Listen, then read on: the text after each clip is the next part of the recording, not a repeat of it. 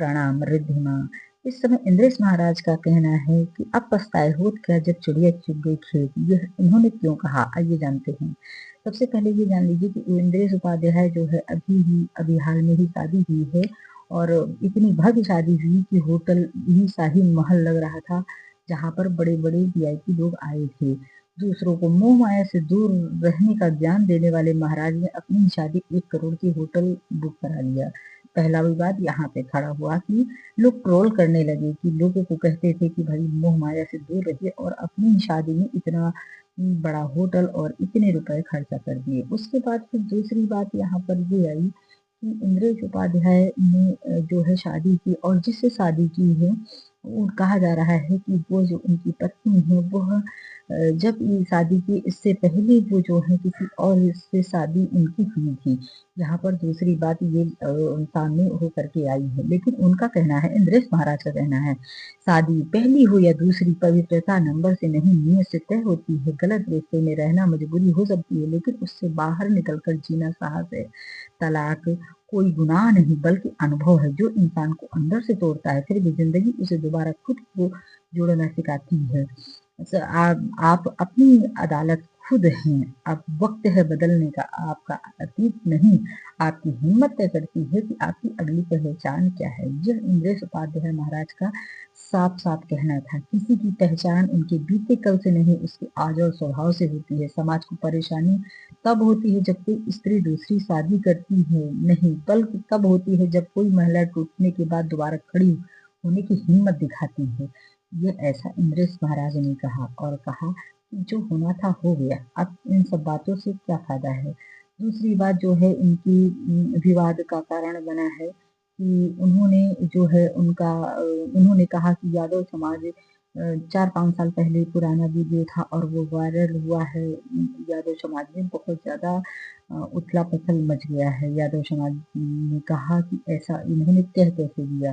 साथ ही उन्होंने कहा कि उनका इरादा तो इंद्रेश महाराज ने इस पर कहा कि उनका इरादा यादव समाज को कष्ट देना नहीं था। दरअसल सोशल मीडिया पर इंद्रेश उपाध्याय की कथा करीब 4-5 साल पुराना एक वीडियो वायरल हो रहा था। इसमें इंद्रेश उपाध्याय यादव वंश को लेकर कुछ ऐसी बातें टिप्पणी करते नजर आ रहे हैं जिसमें यादव समाज नाराज हो गया है। यादव समाज लोगों का कहना है कि वह श्री कृष्ण के वंशज है और अपना बयान हमारा अपमान कर रहे हैं। इस पर इंद्रेश उपाध्याय ने कहा, हमारे समस्त यादव समाज भाई बंधुओं की बहुत बहुत क्षमा प्रार्थी हूँ।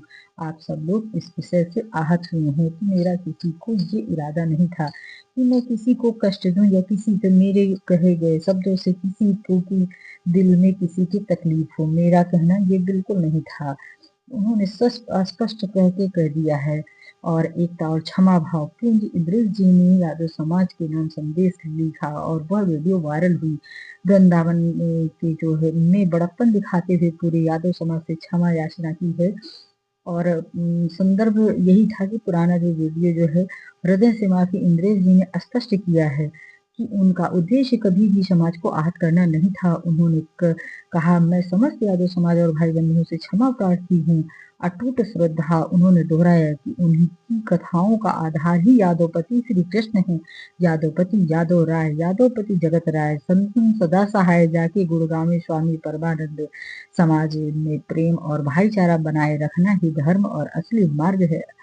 इस विवाद को यही विराम देते हैं और उन्होंने सबसे क्षमा मांगी सद्भाव से और सद विचार से।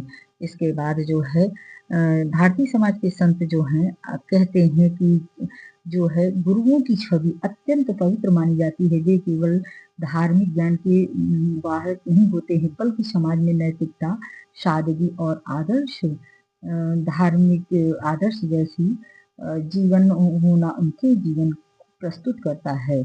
ऐसे में जब कोई प्रसिद्ध कथावाचक अपने व्यक्तिगत जीवन से कोई बड़ा निर्णय लेते हैं तो पूरा समाज उसकी ओर देखता है। हाल में ही जब शादी और उसके जीवन में आए बदलाव और उस पर उठे विवादों ने भक्तों और आलोचकों और समाज के हर वर्ग को सोचने पर मजबूर कर दिया है।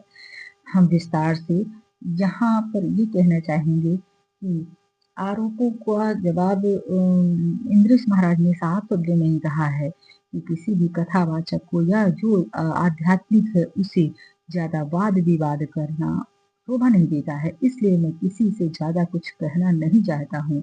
लेकिन जैसा कि लोगों ने कहा कि अपनी ही शादी में इतना खर्चा कर दिए हैं, उस पर महाराज ने कहा कि ऐसा नहीं है, हम अगर कहीं कथा भी होती है, वहाँ भी अपनी जेब से ही लगा देते हैं।